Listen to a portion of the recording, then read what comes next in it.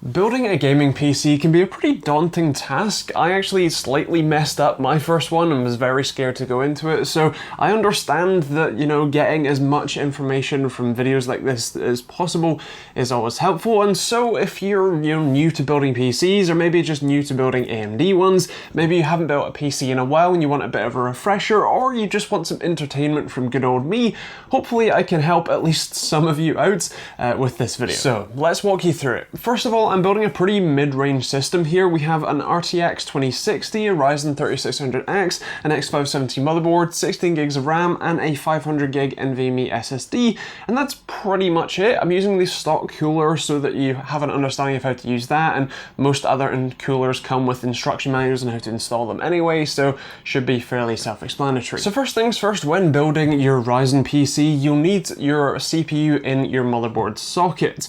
In this case with Ryzen, you have a very small gold triangle on one corner of the CPU, and the socket has a triangle on it as well.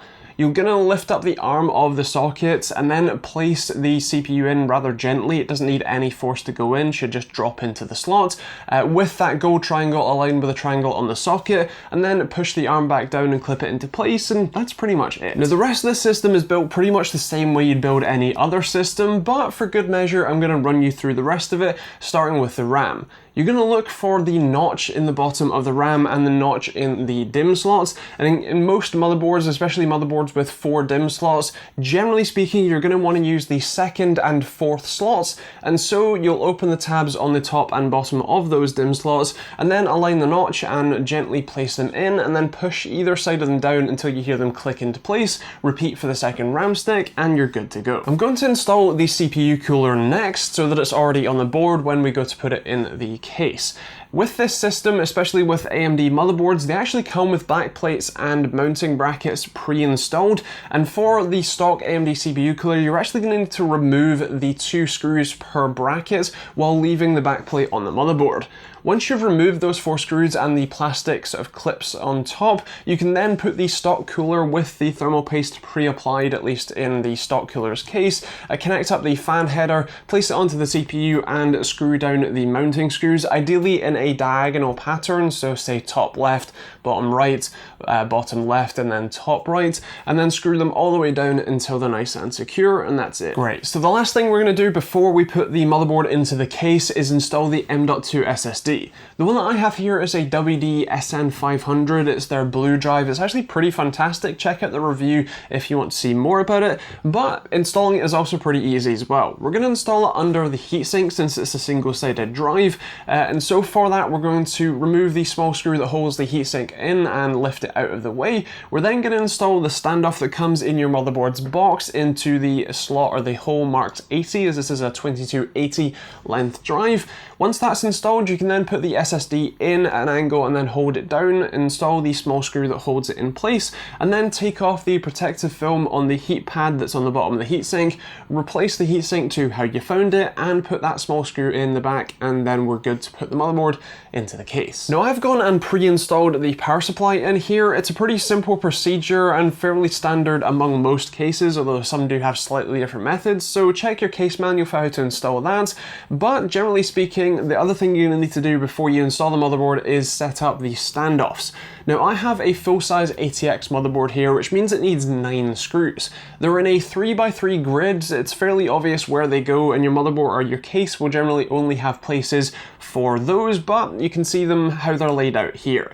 When putting the motherboard in, my board actually has an IO shield built into it, so I don't need to put one into the case, but if yours doesn't, make sure you install the IO shield first, otherwise you're going to have to take it all out again, unless you want to just leave it bare. To install the motherboard, I'm going to put it in at a slight angle and then slide it all the way so that it's flush with the back of the case, and then actually in this case hook it onto the standoffs, as they have a little rim that you can, well, hook the board onto. I'm then going to install all 9 screws, and then we're going to go through connecting the wiring connectors, which for some reason I decided to start off with the HD audio connector down at the bottom left. There's 1 pin missing on that, it only goes in one way, nice and easy. We're then going to do the 8 pin at the top left of the motherboard that powers your CPU, the 24 pin at the sort of middle right of the board, which powers the rest of the motherboard, and then we're also going to do the front panel power button, power LED, hard drive and reset button connectors, which are all labelled and are also labeled on the motherboard, and we're going to install the USB 3 front panel header. And finally, we're going to install the graphics card. The first thing you need to do here is remove the two covers that are in line with and one below the PCIe slot you're going to use.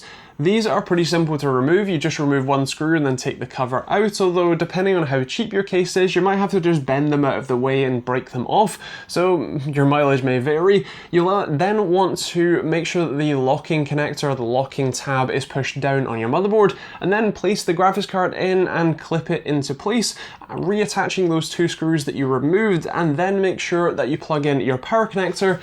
You're pretty much good to go. There is one more thing that I highly recommend you do before you go and install an operating system and make use of your new gaming PC, and that's do a BIOS update. Ryzen has had a lot of feature and stability upgrades done through BIOS updates of late, especially compatibility as well. So if you're using faster RAM, that could be a necessity for you to use, but generally speaking, it's a pretty simple procedure to do.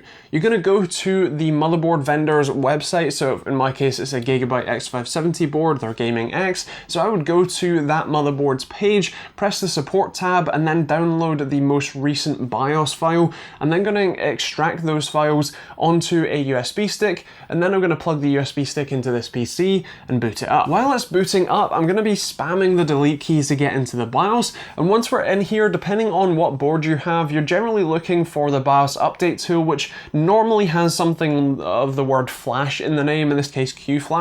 Once you click on it, you can then click on what drive you have the file on, click on the file itself, and then give it the many time confirmations and let it do its thing. Once it's complete, it'll likely restart your system, which could be a good chance to jump back into the BIOS to set up things like XMP profiles for your RAM to run at its full speed, any other overclocks or boot priority things you want to change, and then you're pretty much good to go. Load an operating system on it and enjoy your shiny new gaming PC. So that's pretty much how to build a Ryzen gaming PC. Of course, this video is set around the AM4 platform, and AMD is soon to be releasing their newer expected AM5 platform for their newer Zen chips. And so if you're watching this video and I've not done an updated version of it and you'd like to see that, do let me know in those comments down below. You can also leave your questions in the comments down below if you have any questions about building PCs, specs, or anything like that. Also, if you want to see more videos on sort of build guides and spec suggestions, especially for Ryzen, do check out the videos when they pop up in the end cards over there. And of course, if you want to support the channel and keep me making these videos on a Monday, Wednesday, and Friday basis, check out that subscribe button with a bell notification icon. You can also use the links in the description down below, either to check out some of the parts that I've used here, or just the general links if you're building your own system and want to support me and this channel. Like I said, I do videos every Monday, Wednesday, and Friday, and those affiliate links for Amazon or Overclockers UK don't cost you anything to use, but do massively help me out. You can also check out, like I said, the other videos over there. There's other links down in the description for merch or Patreon or a load of other stuff too. So if you want to check those out, feel free. And as I said, if you've got any questions, leave those in the comments down below. But otherwise, we will see you all in the next video.